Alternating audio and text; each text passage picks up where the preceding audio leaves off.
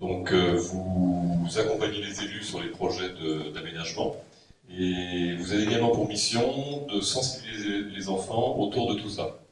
Voilà, et donc vous allez nous parler de la désimperméabilisation, je précise bien, j'articule désimperméabilisation, et non pas imperméabilisation, des espaces publics. Et votre titre, effectivement, planter et rendre perméables les espaces publics. À vous. Bonjour à tous. Juste petite précision par rapport au CIE. On sensibilise tout. Ça va très bien marcher. On va sensibiliser tous les publics. Donc c'est pas que les enfants, c'est aussi les adultes.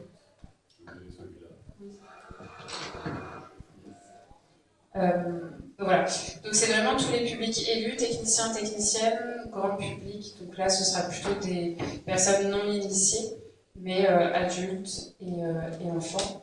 Je vous ai rappelé quelques programmes que je laisserai à disposition à la fin de la conférence si jamais ça vous intéresse, puisqu'on a aussi un site internet qui est assez fourni, qui permet de recenser et de revisionner des événements qu'on a pu faire, type conférence au Café des Vins. Donc aujourd'hui, je vais vous parler de planter et rendre perméables les espaces publics. J'ai un peu changé les mots, je ne savais pas trop, d'habitude c'est végétaliser et désimperméabiliser justement, mais ce sera peut-être un peu plus simple à dire comme ça. D'abord, on pourrait se poser la question de pourquoi végétaliser et pourquoi désimperméabiliser. Je pense que ça, c'est des thématiques qui sont depuis longtemps connues. Je pense que vous savez un peu les grands... pourquoi on plante et pourquoi on rend perméable, mais je vous les ai renotés ici, donc à la fois pour avoir des espaces publics frais et verdoyants, ça c'est vraiment ce qu'on pense en premier quand on propose ces deux actions-là. C'est pour créer un cadre de vie qui soit plus agréable et valorisé, puisqu'en fait ça va aussi avoir un côté esthétique et de confort. Et enfin, ça va aussi permettre de créer du lien social. C'est-à-dire que si on a un espace public qu'on va planter qui sera plus frais, agréable, forcément on aura un peu plus envie d'y aller. Et donc, a priori, on aura plus de chances de se rencontrer. Ou en tout cas, on se donnera peut-être même rendez-vous là-bas. Mais avant de planter et désimperméabiliser, c'est bien de prendre un peu de hauteur et de regarder un petit peu la grande échelle. C'est-à-dire dans quel territoire on se trouve, et donc c'est regarder un peu les grandes entités paysagères qu'on a autour de nous, mais qui souvent se retrouvent aussi dans la commune. C'est-à-dire que là, par exemple, on voit qu'on est dans un territoire où on est avec des coteaux à l'ouest, une vallée qui longe le territoire de la commune, et à l'est, une plaine agricole. Et on se rend compte que c'est des grandes entités qu'on retrouve aussi dans le territoire de la commune, qui est donc délimité par le trait blanc. Et en fait, ça va être intéressant parce que ça va nous permettre aussi de identifier finalement le patrimoine végétal qui existe déjà. Donc c'est regarder ce que peut-être vous avez déjà entendu quand on parle de trame verte et de trame bleue. Donc trame verte pour les végétaux, trame bleue pour l'eau. Il en existe aussi d'autres, les trames noires par exemple pour l'obscurité, la trame marron pour le sol. Et en fait, ces continuités, elles vont être intéressantes à observer, donc à la grande échelle et aussi à l'échelle plus rapprochée dans la commune, par exemple, en identifiant le patrimoine arboré qu'on a déjà, qui est parfois remarquable, mais c'est aussi regarder la végétation qui pousse déjà, en fait, sans qu'on ait eu d'action dessus. Parce que finalement, ces essences-là et ces végétaux-là, ça veut dire qu'ils sont adaptés à notre territoire, à notre milieu, et donc ils vont pousser sans avoir besoin de trop d'aide de l'humain. Les inventaires, je l'ai marqué aussi parce qu'en fait, c'est des choses... Alors, il y a des structures qui peuvent aider à faire des inventaires. Je pense par exemple aux inventaires aux ABC, Atlas de biodiversité communale. Mais en fait, ça peut aussi être des inventaires participatifs. C'est-à-dire qu'on propose des journées où on invite tous les habitants et habitantes à observer et à éventuellement envoyer une photo, une localisation, et ça permet derrière de construire quelque chose de commun. Une fois qu'on a regardé un petit peu tout ce qu'on avait en termes de végétaux, souvent on se rend compte qu'on a quand même pas mal de choses qui existent déjà. L'idée, c'est de voir un peu dans quoi ça s'installe, c'est-à-dire que quels espaces publics ou quels espaces de manière générale sont disponibles aujourd'hui. Et en fait, ça, c'est vraiment pour préparer la suite de la plantation. Donc en fait, on se rend compte que dans une commune, il y a différentes typologies d'espaces publics qui sont parfois très grands, très libres, ouverts. Et puis parfois, c'est plutôt des ruelles, des petites placettes, des rues où là, on a un petit peu moins de place, mais qui sont toujours aussi intéressants. Dans ces espaces publics, ce qui peut être intéressant de noter, c'est à la fois l'usage, parce que du coup, on va pouvoir adapter l'aménagement en fonction, et aussi de voir s'ils sont imperméables ou perméables. Parce que souvent, quand ils sont imperméables, on se rend compte que c'est de l'enrobé noir. Quand on a un peu de chance, c'est du béton désactivé, ou en tout cas un matériau qui est relativement clair, même si ça peut poser d'autres problèmes. Et donc on va être sur des espaces qu'on va appeler îlots de chaleur urbains. Donc des espaces qui vont être très chauds et qui seront très peu fréquentés, même peut-être fuis, parce que justement pas du tout confortables. Donc de les noter, en fait, tout ça, ça permet de voir le potentiel de la commune, à la fois positif, mais aussi négatif, c'est-à-dire dans les manques qu'il peut avoir. Et donc ça permet d'identifier les espaces où peut-être il serait intéressant d'avoir une action. Et donc on en vient à planter. Et avant donc, on a fait ce diagnostic de ce qui existe en termes végétal, en termes forme urbaine, et donc comment on peut planter, mais surtout quoi planter. On remarque souvent, et ça a été le cas pendant très longtemps, on a planté le végétal dans l'espace public, dans l'espace urbain, comme un mobilier. C'est-à-dire que c'est quelque chose qu'on a vu installé à un instant T. Et on se rend compte aujourd'hui que ça n'a pas forcément été pensé dans la durée. Et donc on a des arbres qui sont trop grands par rapport aux espaces qu'on a. Donc le réflexe, c'est soit de tailler très fort, soit de les enlever et pas remplacer, et malheureusement parfois pour répondre à un usage plutôt de la voiture. Donc en fait, aujourd'hui le végétal, si on veut qu'on puisse bénéficier de ces apports, de l'ombre, de la fraîcheur, de la biodiversité, en fait il faut le penser au moment où on plante, parce que ça reste un être vivant qui va se développer. Et donc par exemple, sur des ruelles ou des rues avec quelques élargissements, a priori, on ne va pas planter des arbres, on va plutôt aller vers d'autres types de végétation. Donc je vous ai mis quelques photos, souvent c'est ce qu'on appelle de la micro-implantation, de la micro-plantation. Donc ça va être beaucoup plus des vivaces, par exemple. Et si on veut quelque chose qui soit plutôt vertical, on peut se retourner vers les grimpantes. Et en fait, les grimpantes, elles vont pouvoir venir soit s'accrocher au mur avec des supports, pas directement sur le mur, soit sur des supports qui vont permettre, on le voit sur la deuxième photo en partant de la gauche, créer même là en l'occurrence des ponts, mais on peut imaginer que ce soit des pergolas ou des choses comme ça. Donc on a vraiment tous les bénéfices de la végétalisation dans ces rues-là. Surtout que dans les espaces étroits, c'est aussi un moyen de créer des couloirs de fraîcheur.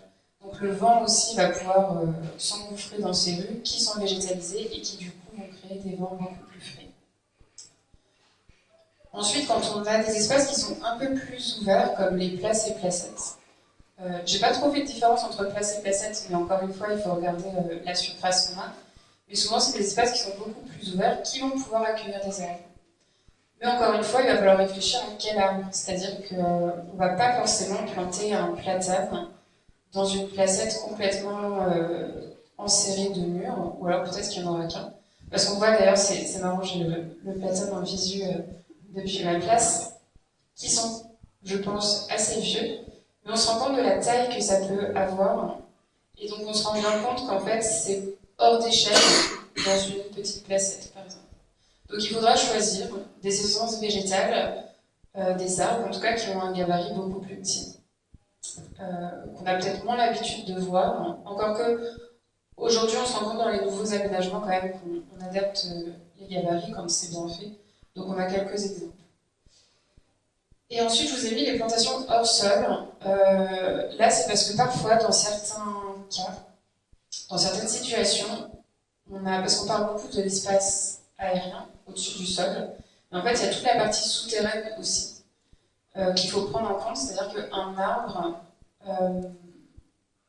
toute sa surface aérienne, on peut partir du principe qu'il a la même chose dans le sol. Donc ça aussi, ça veut dire qu'il faut observer, en tout cas étudier la disponibilité qu'il y a dans le sol. Et dans les milieux urbains, on va avoir un sous-sol qui est souvent encombré de réseaux, de canalisations, de caves aussi, parfois même de vestiges historiques. Et puis un peu plus naturel, parfois c'est la roche aussi.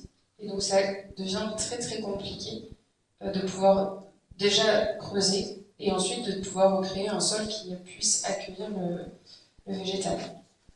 Donc en fait les plantations en sol peuvent être une solution mais qui doit rester minime, c'est-à-dire qu'un pot,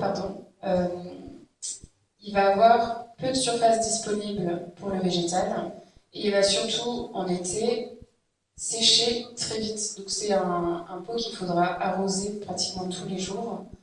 Donc il faut qu'il soit placé quand même à des endroits un peu stratégiques, ou alors si c'est de la végétalisation citoyenne.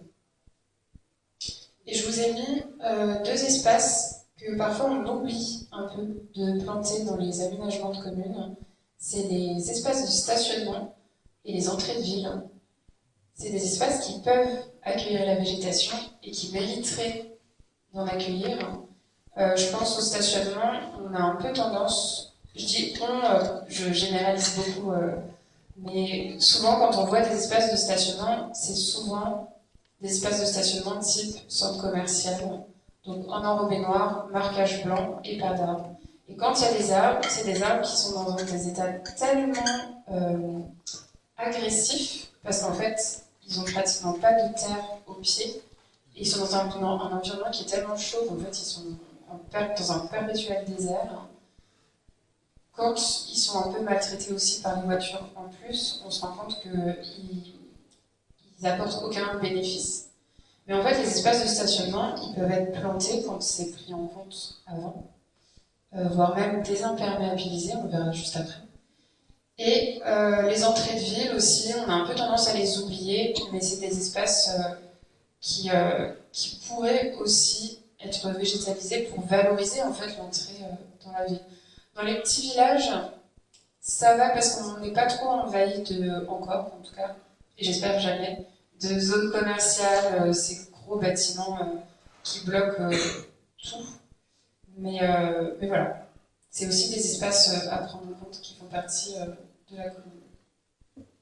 Et donc on en vient à la plantation par les habitants. C'est ce que vous avez peut-être déjà vu, qu'on appelle le permis de végétaliser, qui est un terme un peu dur, mais qui en soi est une démarche qui est mise en place par la commune et qui permet aux habitants de planter des chez eux. Ça passe par une convention, une charte, parce que c'est sur le domaine public.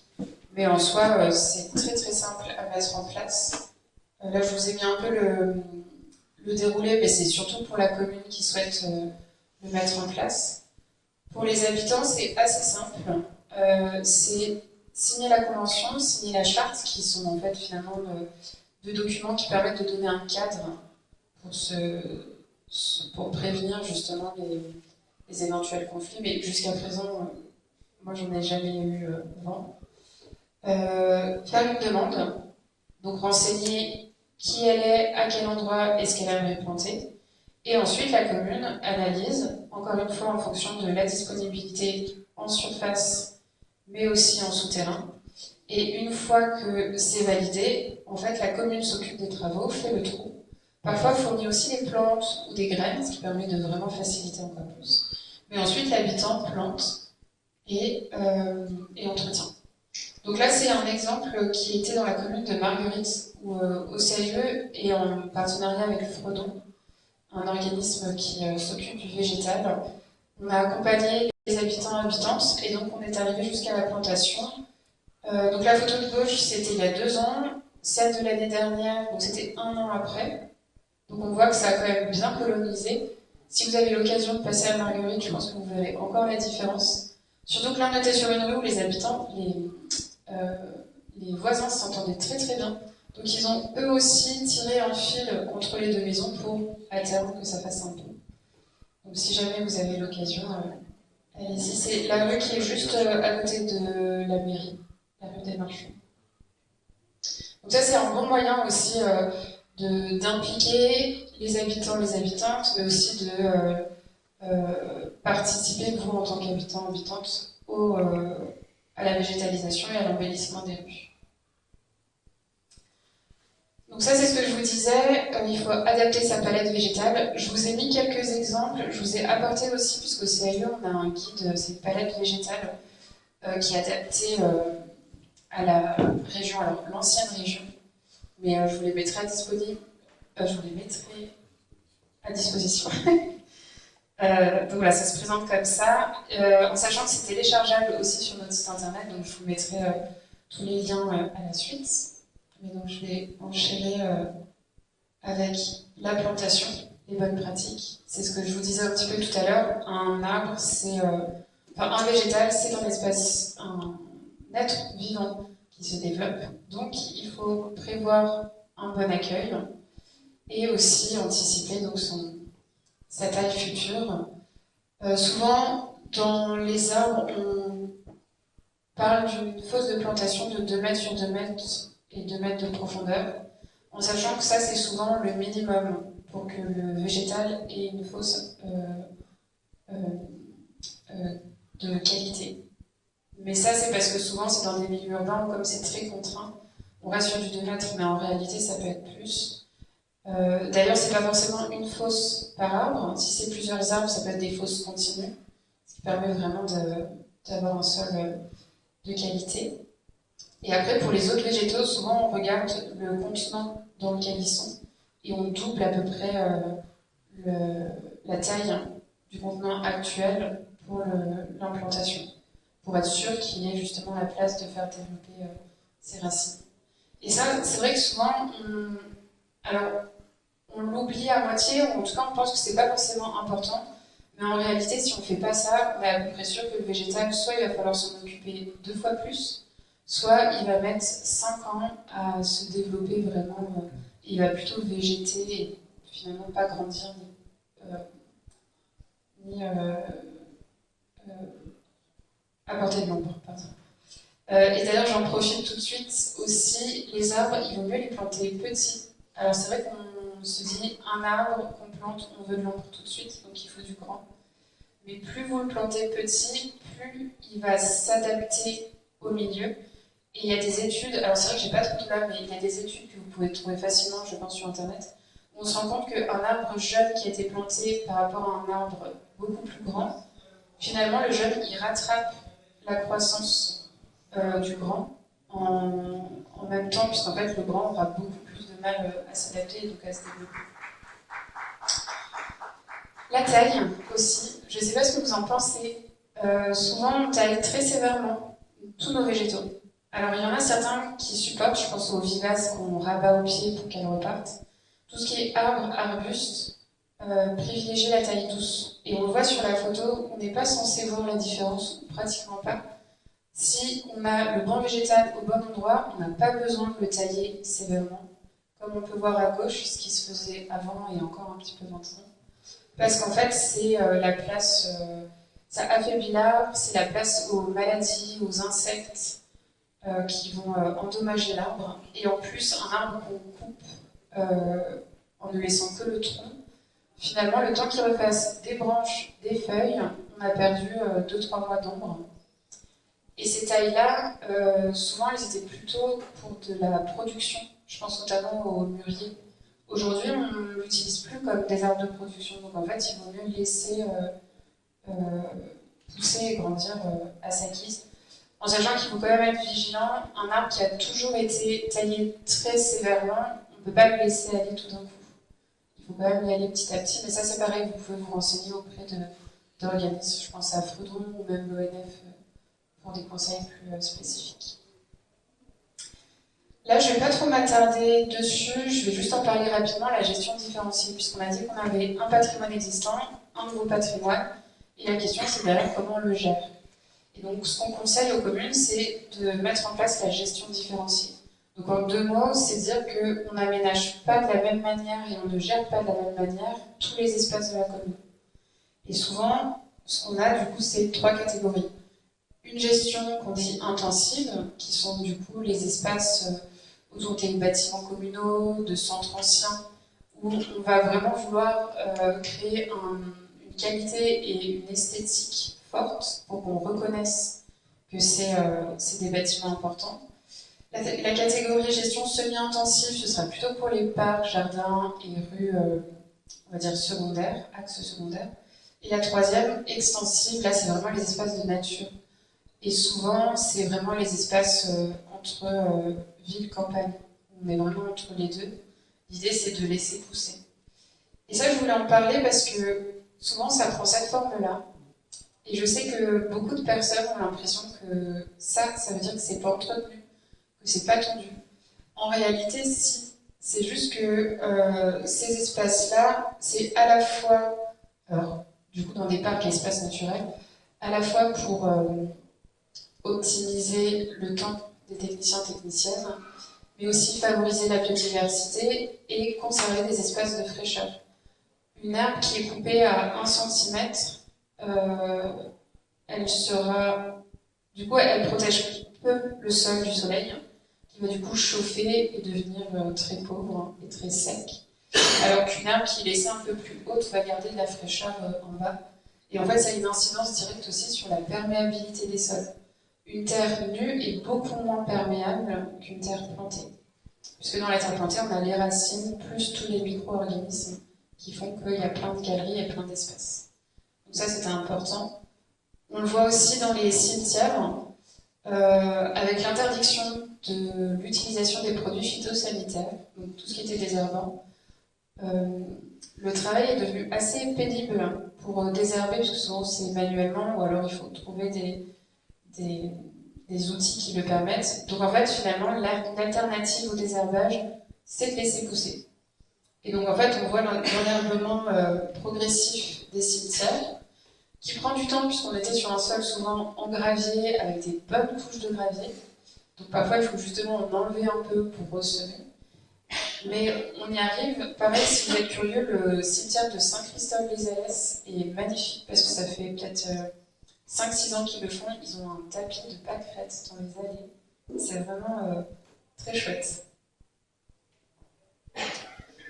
Ensuite, je voulais vous parler un petit peu aussi de l'alternative au désherbage. Les solutions, ce serait de diversifier et densifier vos massifs. Là, on voit la première photo qui est à gauche. On est vraiment sur un jardin un peu classique d'il y a 50 ans, où tout était tondu. Il fallait que tout soit taillé au cordeau.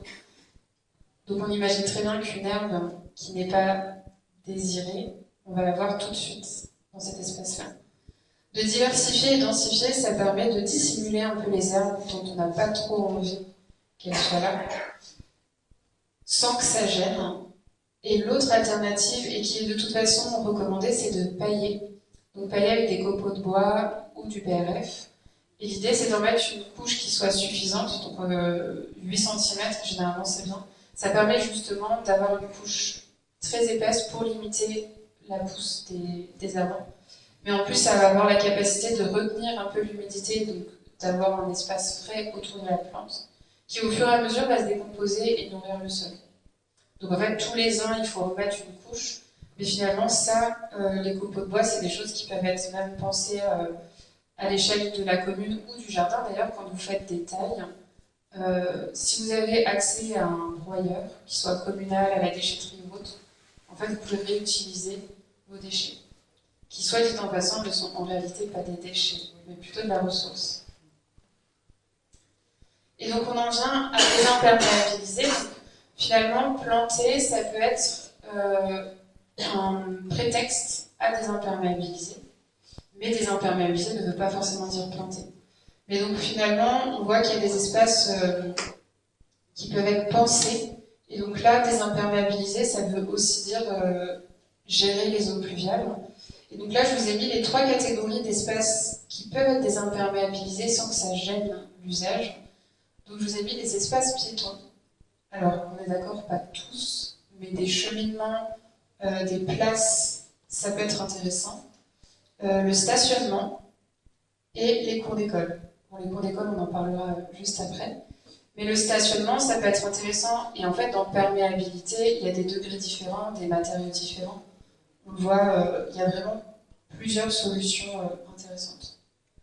D'ailleurs, la première photo du stationnement, c'est désimperméabilisé, mais pour en enlever. Ça aussi, c'est à voir. Mais ça, d'après, on voit que c'est plutôt semi-perméable, c'est-à-dire qu'on a une structure, mais avec des alvéoles. Par rapport aux arbres, donc les pieds d'arbres aussi peuvent être et doivent être désimperméabilisés. On l'a dit un peu tout à l'heure. Un arbre qui est complètement envahi d'enrobé, il va pas très bien vivre. D'ailleurs, il va soulever la surface du sol. Donc on peut avoir ce genre d'éléments, plusieurs possibilités selon si c'est de l'urbain ou du parc, mais qui va vraiment permettre d'avoir une surface perméable et fraîche au pied de l'arbre, qui peuvent être toujours circulables si c'est du stabilisé. Et donc je vous le disais, ça permet aussi de gérer les eaux pluviales. Donc si on pense aux pentes, si on pense même aux massifs, c'est-à-dire que ça va leur permettre aussi d'avoir accès à l'eau, on a souvent bloqué et fermé tous les pieds d'arbres ou les massifs avec des grosses bordures en béton très hautes pour que l'eau pluviale aille dans les réseaux. Aujourd'hui, on se rend bien compte que on n'est pas en capacité de gérer l'eau pluviale quand elle tombe, surtout ici. Donc ça permet aussi de temporiser un peu l'eau et de permettre l'infiltration. Et donc finalement, on se rend compte qu'avec tous ces petits espaces dont je vous ai parlé, on arrive à un maillage végétal dans la commune, entre l'existant qui est souvent très présent, et les nouvelles actions qu'on peut mettre en place, qu'elles soient privées ou publiques d'ailleurs, et sur le domaine public ou le domaine privé, on arrive finalement à une trave verte et des continuités vertes qui vont favoriser à la fois la fraîcheur, qui vont être support de chemin de fraîcheur, mais aussi la biodiversité, je pense notamment à la faune. Le reste du diaporama, je le mettrai à disposition, c'est simplement de la ressource avec les différents guides qui ont été mis en place, notamment la charte de l'arbre par exemple, pour vraiment avoir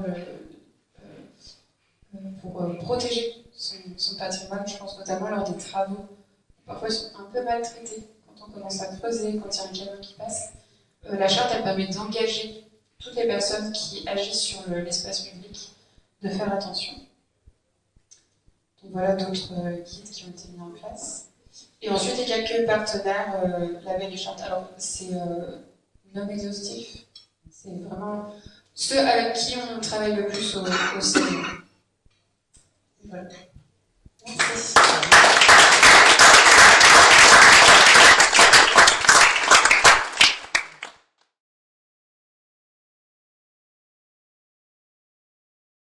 Bonjour, je commence parce que j'ai encore des images à vous montrer. Focus sur la transformation des cours d'école, baptisée cours Oasis par la ville de Paris, qui s'est lancée dans cette transformation à partir de 2017. Et ils en sont déjà à 165 cours transformés, avec l'idée à terme de les avoir toutes retravaillées d'ici 2050. Donc retravailler, transformer, j'entends végétaliser davantage. On va retrouver les thèmes abordés par Célestine. Les sols transformés pour qu'ils soient plus perméables. Séparer le circuit des eaux de pluie du réseau des égouts. Et s'ajoute dans les cours d'école l'usage, c'est-à-dire comment mieux partager l'espace entre des jeux différents, des activités différentes pendant ces espaces de détente des enfants. Alors il se trouve qu'avec Bâti Poussé, j'ai eu l'occasion de d'animer des ateliers avec les classes autour de ces transformations qui sont subventionnées pas mal en ce moment par l'Agence de l'eau notamment. Et donc à la clé de ces subventions, il y a aussi la demande d'accompagner par de l'animation, de la sensibilisation. Et donc c'est dans ce cadre que j'ai pu voir les transformations de Saint-Privat-des-Vieux, les 3 écoles, d'Aumazan et Saint-Hilaire-de-Valmas. Voilà. Alors l'idéal, je vais vous emmener dans ces cours par l'intermédiaire des animations qui ont été proposées. Donc voilà, vous remettez en situation de l'enfant qui va en récré et qui découvre ces nouvelles cours. Alors, avant de la découvrir, à Daumazan, l'idéal, on a pu intervenir avant le projet, en fait, en co-conception, pour faire participer des enfants et quelques adultes, donc en périscolaire, après la classe, à imaginer leur futur cours. Donc c'était le cas à Daumazan, j'étais avec Pauline des Briconomes. Donc à 2, on s'est partagé les différentes classes entre maternelle et élémentaire. Et voici le résultat de cette concertation puis co-construction. Ça a commencé par un diagnostic, donc c'est explorer la cour avec les enfants. Donc voilà, à l'aide d'une maquette, on leur proposait des ambiances. Ils qualifiaient les différents espaces de leur cour existantes sur différentes thématiques qu'on repère avec les petits symboles de couleurs, climat et ambiance, la nature, le sol, le mobilier, les activités. Et ce plan résume les éléments collectés sur ces différentes thématiques. Alors j'ai retenu de particulier dans cette école qu'il se servait du réseau des avaloirs, donc les grilles qui reçoivent l'eau pluviale, comme téléphone, parce qu'ils avaient remarqué qu'on s'entendait d'un avaloir à l'autre. Et donc ça, ils avaient envie de le garder.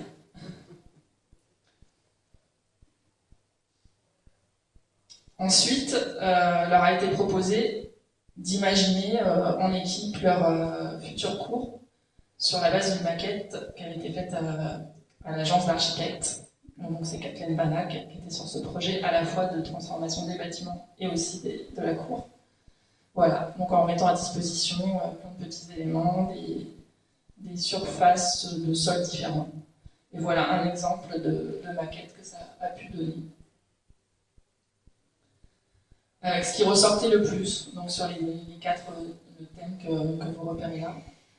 Et j'ai entouré celle aussi qui était particulière à cette école, qui est il avait une surface en terre, mais pas vraiment plantée, et qu'ils aimaient bien gratter, faire des petits circuits pour les insectes, voilà. Et donc ils avaient envie de retrouver un espace avec du rien, qui leur laisse la place à toute leur imagination. Et donc là, l'idée, ce serait une zone en sable pour un chantier, une zone de chantier, ou même on pourrait s'imaginer sur un chantier de travaux publics.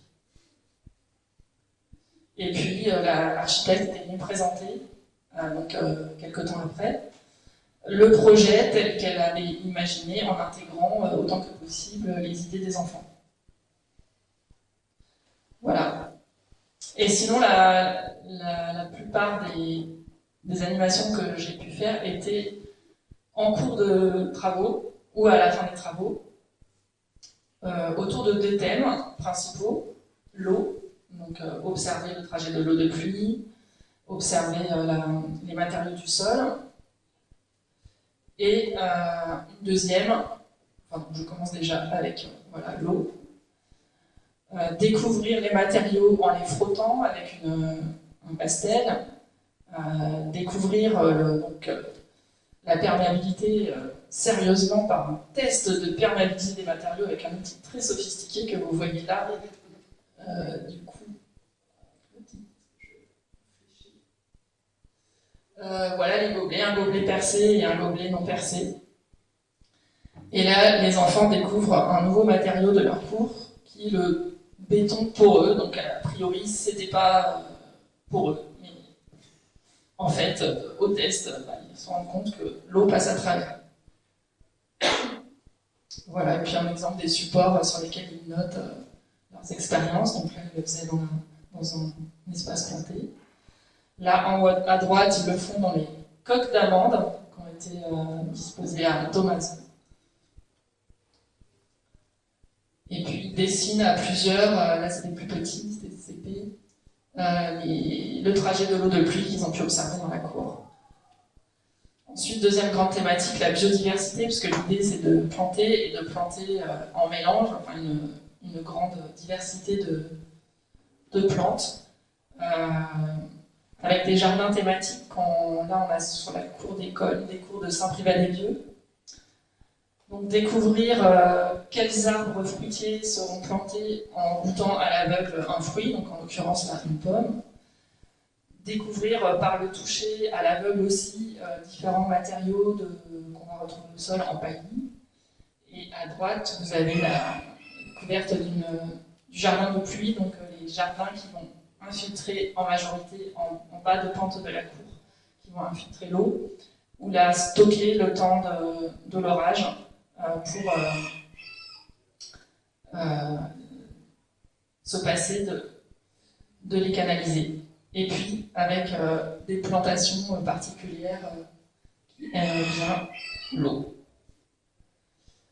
En maternelle aussi, on peut proposer des ateliers de découverte aux enfants. Moins longtemps, c'est-à-dire que pour les élémentaires, c'était sur toute une demi-journée, 3 heures, et puis pour les petits, 1h15. On peut dire découvrir le jardin des jeux, les nouveaux jeux, ça c'est aussi une grande thématique que les enfants apprécient, c'est d'avoir de nouvelles structures de jeux. Voilà, donc là il a été proposé un parcours. Un jardin de plantes grimpantes et de pergolas, en découvrant aussi l'importance de l'orientation d'une façade, de quel côté on a besoin d'ombre, pourquoi on a mis cette pergola ici, parce qu'il y a des vitrages de la classe derrière. Voilà.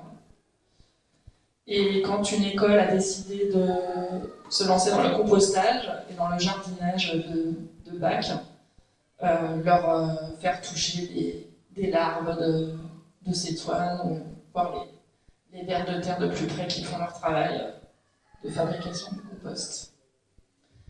Ensuite, des ateliers créatifs pour mettre leur touche aussi dans cette nouvelle cour, fabriquer des balais, des balayettes, parce que un des grands sujets est les copeaux de bois c'est bien sous les jeux, mais ils vont dans les autres parties. Donc les enfants, pour eux, ça devient un jeu de les replacer dans leur bac. Ou comme il était attendu une cabane en saule vivant, et bien les initier à la vannerie sauvage, voilà, faire déjà quelques tissages avec quelques réalisations avec des tiges de plantes et décorer la cour avec. Et là, on voit 2 ans et demi après ce qui est devenu la cabane en saule qu'ils adorent. Une dernière proposition qui était d'adopter une plante, enfin de devenir le parrain ou la marraine d'une des nouvelles plantes de la cour, symbolisée par cette étiquette en tissu, qui pour l'instant sur la ganivelle, parce que les parterres plantés étaient protégés pendant plus d'1 an. Voilà. Autre idée, un jeu de mots cachés dans la cour. Voilà, donc ils ont fabriqué des petits panneaux qui seront répartis dans la cour de Domazan, recto verso, avec une petite plante ou une bête auxiliaire du jardin, et de l'autre côté, les lettres pour recomposer le mot biodiversité. Voilà, alors est-ce qu'on a fait le tour de comment végétaliser dans ces cours?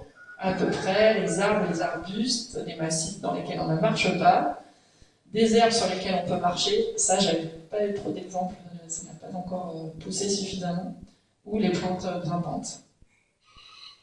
Voilà, je vous remercie et je vous retrouve, si vous le souhaitez, au stand Bâti Pousset avec, vous pourrez vous mettre en situation de ces différents jeux et plus répondre à vos questions. Voilà. Merci.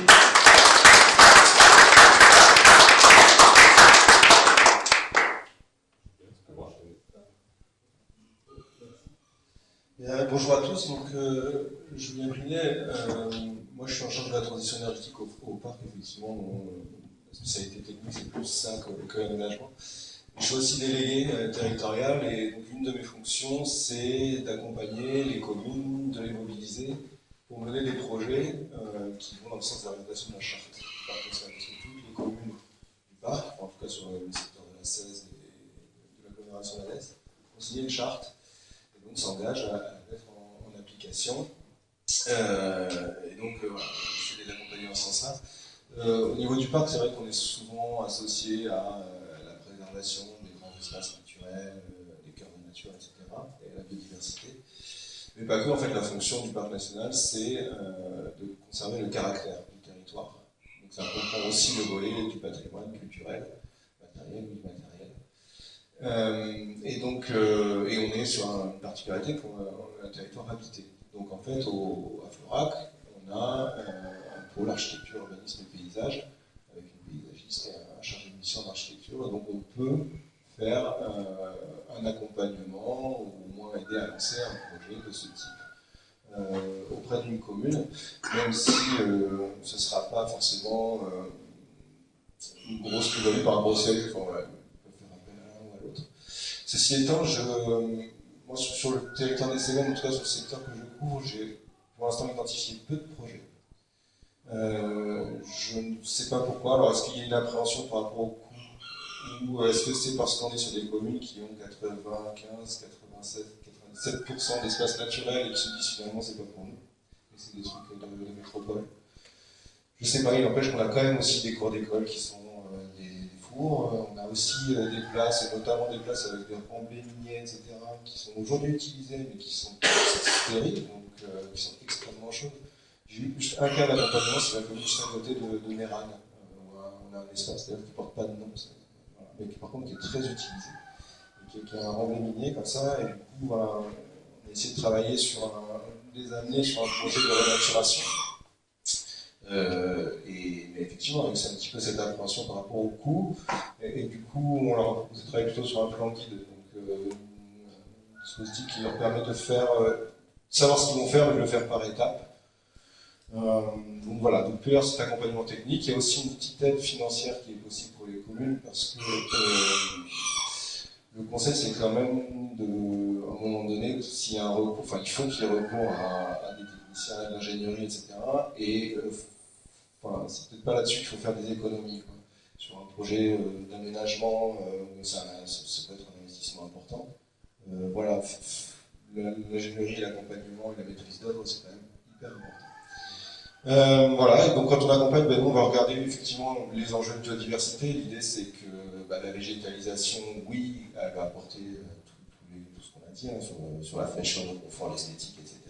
Et sur la biodiversité, mais effectivement, il faut, alors, évidemment, c'est tout à fait travailler le plus possible avec la végétation autochtone, spontanée, etc. Ça n'empêche pas de mettre, d'apporter des plants horticoles, etc. Et de faire un peu d'esthétique dans les endroits qui le méritent.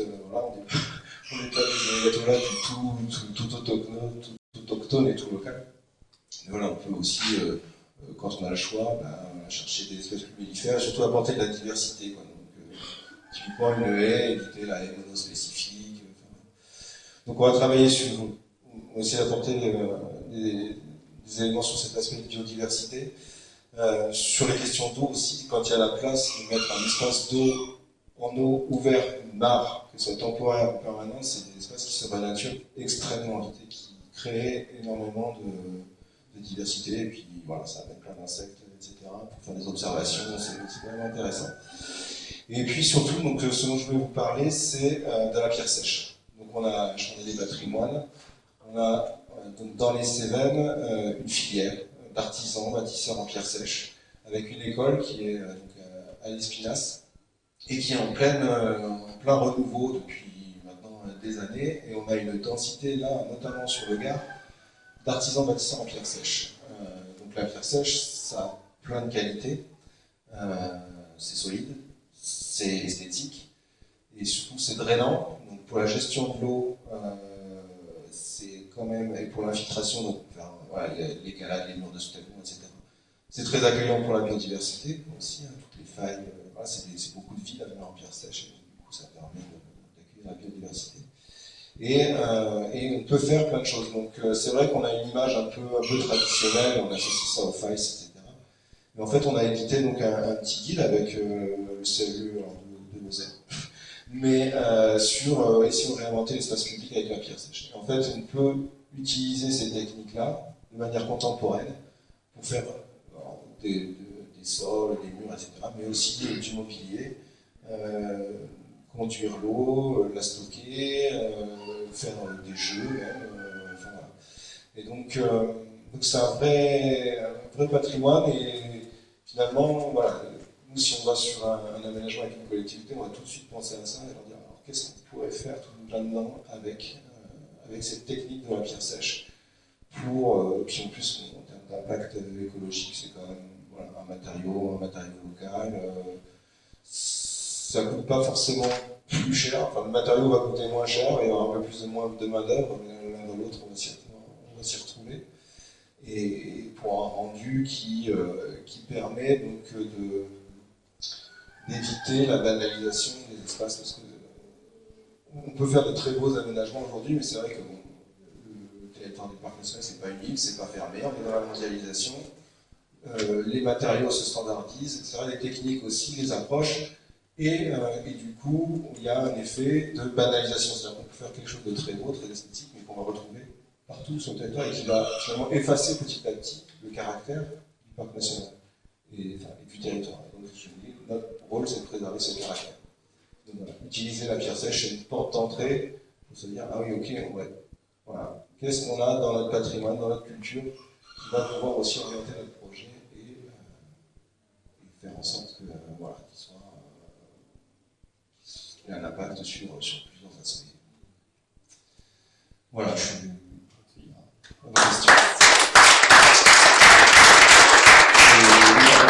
donc ce guide là, j'ai qu'un exemplaire, je peux vous le faire circuler si vous voulez, mais vous le retrouvez sur le site internet du parc national.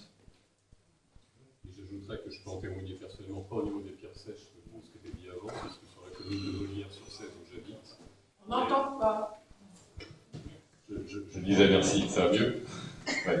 Je disais que je peux en témoigner personnellement, puisque sur la commune de Molières-sur-Cèze où j'habite, dans une partie qui a été vraiment sur un crassier, puisqu'on est en dessous du puits de mine, il y a toute une partie de pinède qui a été coupée à la fois pour les obligations légales de débroussaillement et également parce qu'il y avait beaucoup de maladies au niveau des arbres. Et l'objectif, donc Julien est intervenu, et l'objectif c'est de restaurer une végétation qui soit peut-être antérieure aux mines, et qui soit plus traditionnel et plus équilibré en fait que ce qu'on a eu dans cette région-là.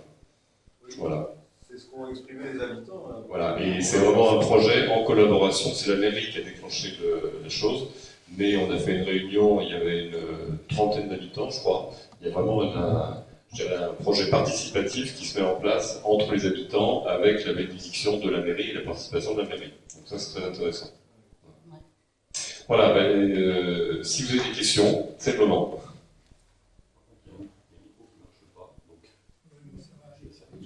Moi, ça va être très rapide, mais on a ici dans la salle la directrice du collège Armand Coussens, ça s'appelle le principal. Mais il y a un projet de désimperméabiliser cette cour de récréation qui est assez grande, elle fait à peu près une centaine de mètres sur une quarantaine de mètres. Et voilà, vous avez deux ou trois ou quatre possibilités de vous exprimer en sachant qu'il y a quelqu'un qui est intéressé par le sujet. Donc, non, mais je suis désolé, mais c'est comme ça, quoi. Faut en profiter. Oui, il faut profiter.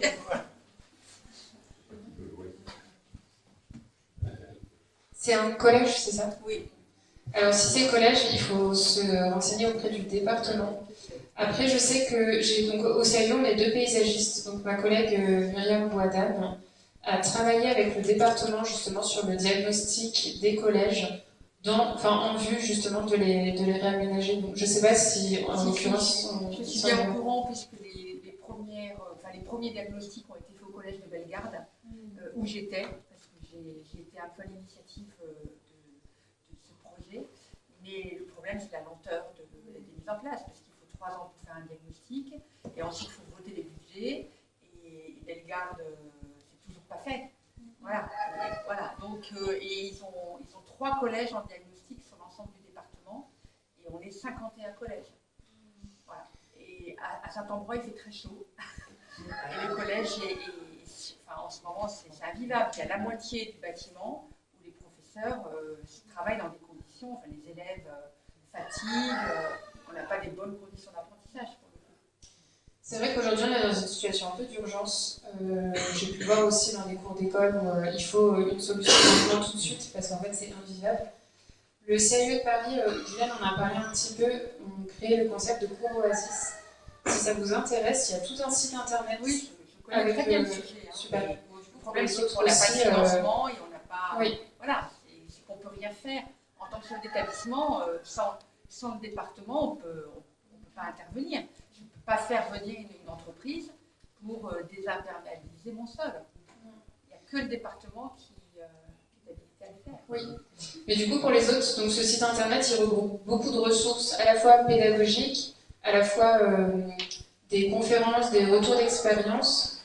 Des exemples aussi, il y a un observatoire, donc là j'y suis allée récemment, il y a beaucoup d'exemples, de la crèche jusqu'au lycée. Et je vous parlais justement de la mallette pédagogique, parce que ça peut permettre parfois d'initier un travail, et après effectivement en termes d'action, ça reste des actions très minimes, en fait finalement, mais peut-être essayer d'avoir une personne qui peut vous conseiller sur des gestes, je dis des personnes du département, étant donné que c'est un collège, mais des gestes et des installations même temporaires qui vous permettent déjà de limiter un peu le mal.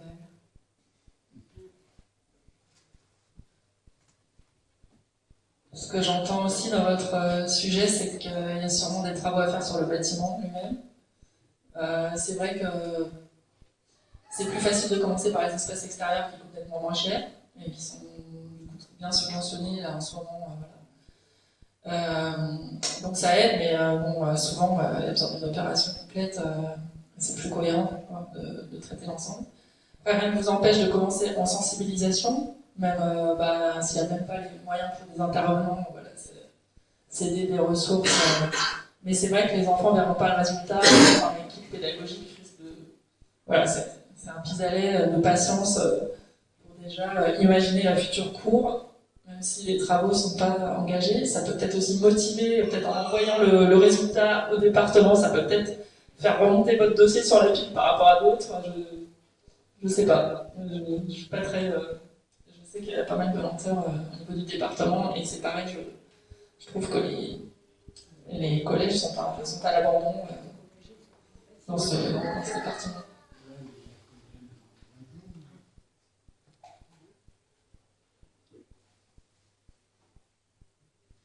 Merci beaucoup. Ma question est sur les principaux obstacles que vous rencontrez dans la mise en œuvre de projets, parce que quand on écoute, c'est quand même un peu prendre du bon sens, quoi. C'est évident que c'est ça qu'il faut faire.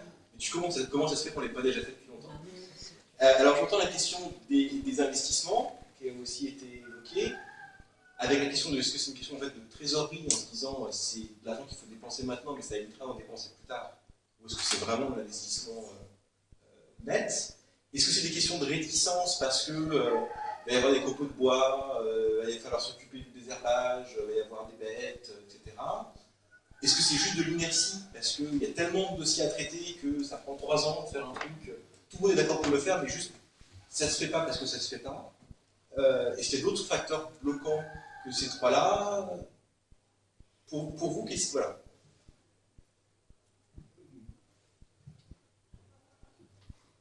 Oui, c'est tout ça. Voilà, non, mais, oui. Il y a une hiérarchie Non, je ne saurais pas dire. Je sais pas encore. Moi, à mon niveau, je disais tout à l'heure, je pense qu'il y a ce côté, non mais la nature elle est déjà partout, on a du mal à repousser la forêt pour les incendies, etc. Enfin voilà, en gros, c'est pas notre priorité.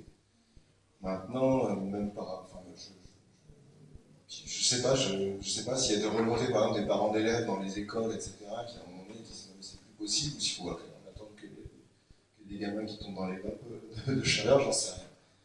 Mais peut-être qu'il n'y a pas non plus énormément de pression, je sais.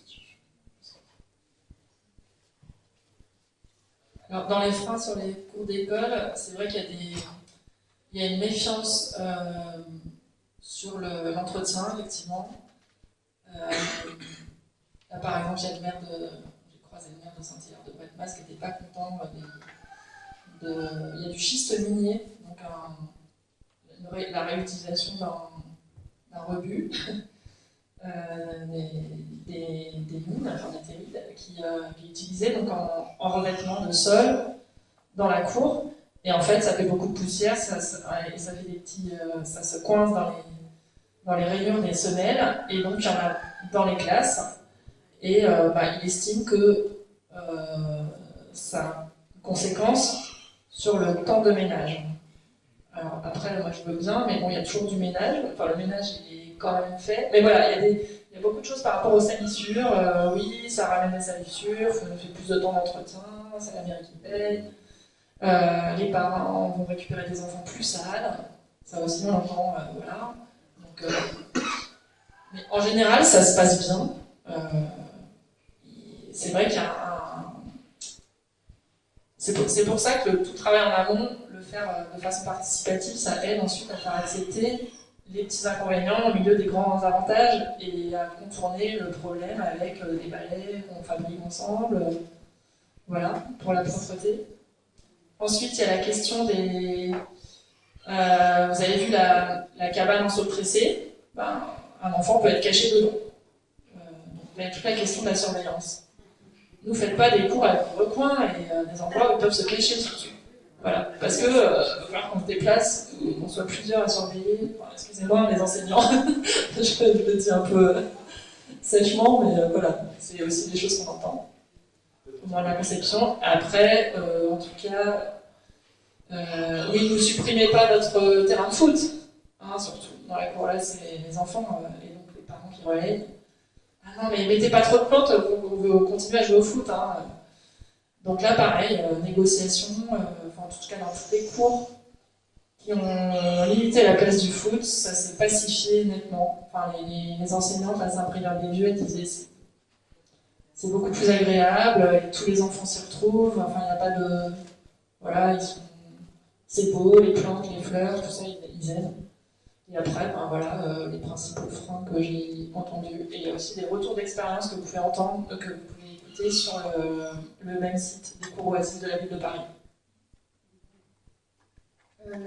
Du coup, nous, au CAE, c'est vrai qu'on se situe à une place de conseil, donc en amont, en réflexion, par rapport à peut-être des projets qui sont en cours.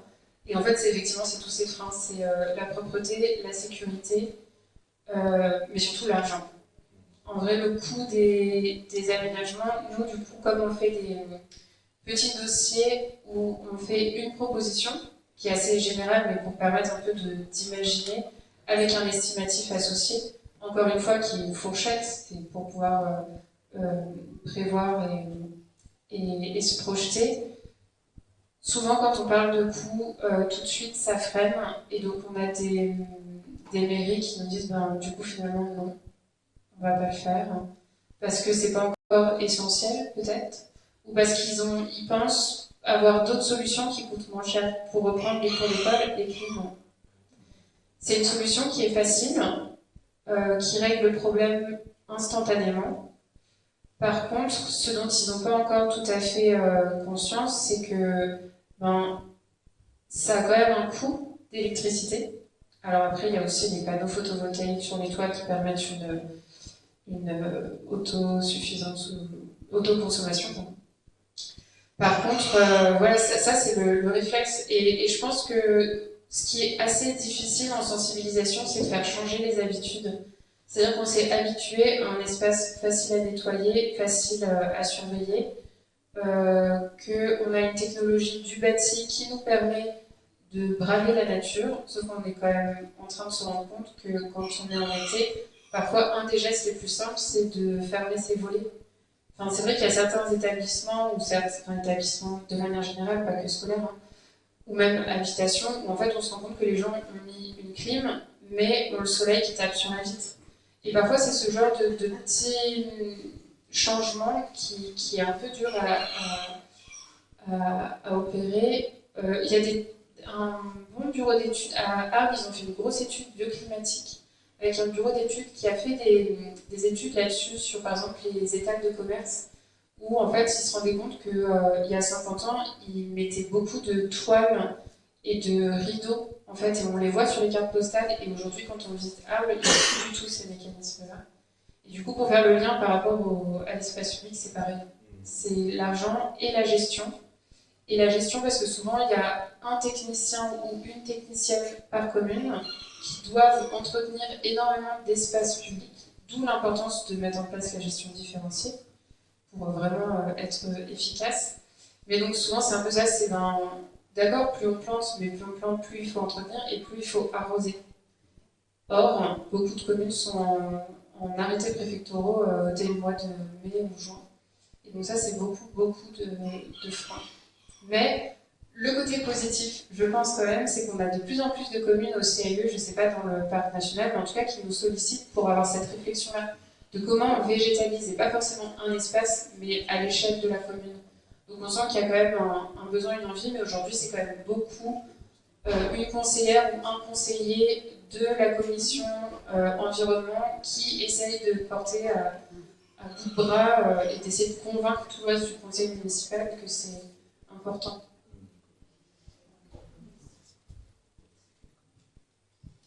Je voulais juste rebondir ou terminer, puisqu'on parlait des collèges, en disant qu'au collège Armand-Coussins, on parlait de la sensibilisation. Il y a une vraie sensibilisation plus qui est faite. Ça fait plusieurs années maintenant qu'il y a des manifestations, des opérations qui sont organisées tous les ans. Et si en sortant, vous regardez la grande fresque qui est au fond du bâtiment, là, ça a été fait en grande partie par les élèves, donc qui sont sensibilisés à l'environnement. Après, je ne sais pas si c'est passé aux parents ou pas. Ça, c'est un autre débat. D'autres questions peut-être sur la ville? C'est une belle question, mais voilà. Quelle est la différence de prix entre une cour de récréation végétalisée et avec simplement une couche de double enrobé? Est-ce que, voilà, au mètre linéaire? Oui, quelle est la différence de coût entre faire un double enrobé et si on crée un nouvel établissement? Voilà, si on crée, non, oui, si on désimperméabilise. Ouais, en termes de prix, alors j'aurais pas de prix en soi. Ce sera moins cher. En fait, ça dépend totalement des cours d'école. C'est-à-dire que, typiquement, là, j'ai fait un estimatif pour une cour d'école et on était à 160 € du mètre carré. Parce qu'il fallait, pour la transformer. Donc, c'est-à-dire qu'on était sur le classique enrobé plus gravier avec seulement 2 arbres. Donc, l'idée, c'est de décrouter et refaire un aménagement.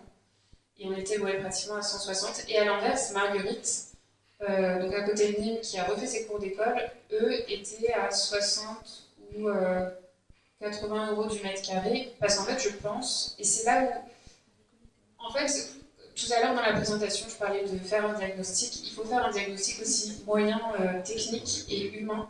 C'est-à-dire qu'à Marguerite, je pense qu'ils ont fait les plantations eux-mêmes.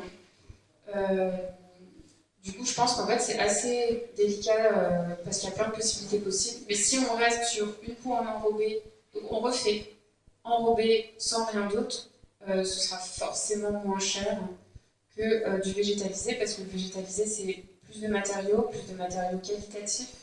Il y a un peu de végétation, si parfois en plus il y a des structures qui prennent en compte la gestion de l'eau, forcément il y a un peu plus. Et en termes d'entretien, je pense qu'il y en a un petit peu plus aussi, puisque sur de l'enrobé, on passe le souffleur et c'est bon. Et quelle est l'aide de l'agence de l'eau possible pour si on fait de la récupération d'eau? Enfin, si c'est de la vraie désimperméabilisation. Oui, alors sachez que l'agence de l'eau donc finance, mais en fait ce qu'elle va financer, et c'est là où il faut faire attention aux critères, c'est la déconnexion au réseau, principalement. Mais en fait, selon le pourcentage que vous désimperméabilisez et déconnectez, vous pouvez avoir jusqu'à, je crois que c'est 70%. 70%. Après, il y a le fond vert. Oui, c'est ça. Et vous avez le fond vert, vous avez la pépinière départementale aussi qui peut vous donner des végétaux. Souvent, le commentaire que j'ai, oui, mais ils sont tout petits.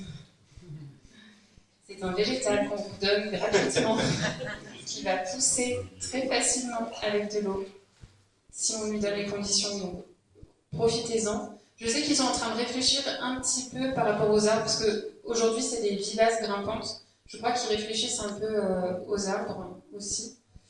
Après, c'est vrai qu'en conseil pour végétaliser, en tant qu'habitant, il y a permis de végétaliser, vous pouvez vous en munir. Honnêtement, c'est assez simple. Et les communes peuvent mettre aussi en place des budgets participatifs. Du coup, d'essayer de faire un budget à part. Je sais qu'il y a une commune qui a un peu de tourisme. Et donc, en fait, la taxe tourisme, elle est dédiée spécifiquement à de l'achat de végétaux. Donc, il peut y avoir des petites solutions comme ça. Oui, tout à fait. Après, c'est vrai que les élus comparent souvent. Il y a beaucoup de petites communes, en tout cas, ils partent du principe qu'ils auront 80%, quel que soit le projet qu'ils font. Donc, ils comparent vraiment sur le reste à charge. Après, il y a aussi le fait, en tout cas dans le parc national et dans tous les sites Natura 2000, toutes les collectivités perçoivent une donation en faveur de la biodiversité, donc ça s'additionne à la dotation globale de fonctionnement. Donc, un élu qui porte le dossier peut dire, attendez, aussi on a un petit montant qui est dédié à ce type de projet. Et je voulais juste dire au niveau végétal, parce que c'est la pépinière départementale, effectivement, ils ne font pas encore les arbres de haute tige. Par contre, ils ont commencé une démarche pour avoir la marque végétale locale. Donc ça, c'est une marque de l'Office français de la biodiversité. Il commence à y avoir quelques pépinières. Alors après, vous pouvez aussi travailler avec la pépinière du coin, mais voilà, la questionner. Mais en tout cas, il commence à y avoir des démarches, y compris des collectifs, qui font de la récolte de graines et de végétaux en milieu sauvage, qui les mettent en pépinière, etc., et qui les remettent à disposition pour pouvoir faire de la plantation à partir de ressources végétales et génétiques locales. Je vais compléter sur les coûts. Alors, je ne sais pas, moi, par exemple, si on prend c'est à Castillon-du-Gard, je crois qu'ils sont partis d'une prairie et ils ont construit une école, donc ils ont laissé la cour en prairie. Bon, bah là, ça coûte moins cher que de faire de l'enrobé, je pense. Après, si c'était comparé, créer 1 mètre carré d'enrobé, créer 1 mètre carré, par exemple, de sable stabilisé, lequel est le plus cher, je ne connais pas les prix, mais ça doit être c'est plus cher l'enrobé. Voilà. Après, les 3 cours d'école, l'opération des 3 cours d'école à Saint-Privat-des-Vieux a coûté, je crois que j'ai les prix sur le stand, mais 750 000 €, disons 250 000 € en moyenne par cours, tout compris avec les animations. Les animations, c'est un pouillème, quoi. C'est 250 € la demi-journée, x 40. Voilà. Et donc les travaux complets avec les jeux, planter, refaire des sols, même des sols durs, puisqu'il y a des voilà. C'est en moyenne ces tarifs-là, quoi, je dirais 250 000 € de grand cours. Et à Saint-Privat-des-Vieux, ils ont obtenu 54% de subvention entre l'agence de l'eau et le département. Et maintenant, sous les conditions précédentes de critères qui ont aujourd'hui changé.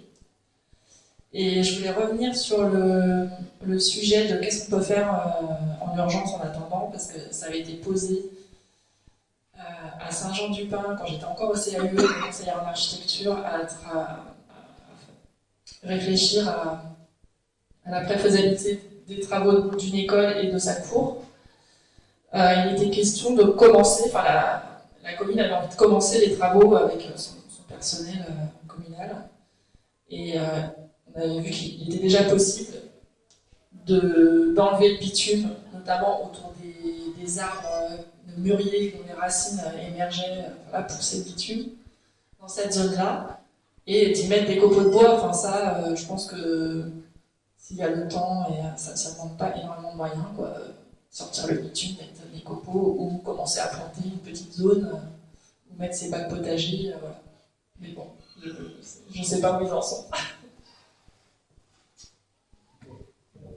Je précise d'ailleurs, puisqu'on parlait de Castillon-du-Gard, de l'école qui a été construite, qu'on avait une intervenante hier soir qui est élue à Castillon-du-Gard et qui a un cabinet de conseil justement pour aider à la demande, aux demandes pour obtenir des subventions. Parce qu'il y a énormément de subventions à tous les niveaux, en fait, que ce soit au niveau régional, départemental, européen, etc., etc. Par contre, c'est souvent des usines à gaz à monter. Et donc il y a des gens qui sont là aussi pour aider, une fois que le dossier, l'étude est faite, pour obtenir les financements. Donc c'est intéressant de savoir aussi. Et je crois qu'ils ont obtenu, oui, pas loin de 70 ou 80% de financement pour cette école, qui était une grosse opération. Voilà. D'autres questions? Bon, je vois que l'heure aidant, les estomacs commencent à se vider, donc il va falloir les remplir. Merci beaucoup encore une fois. Et à bientôt.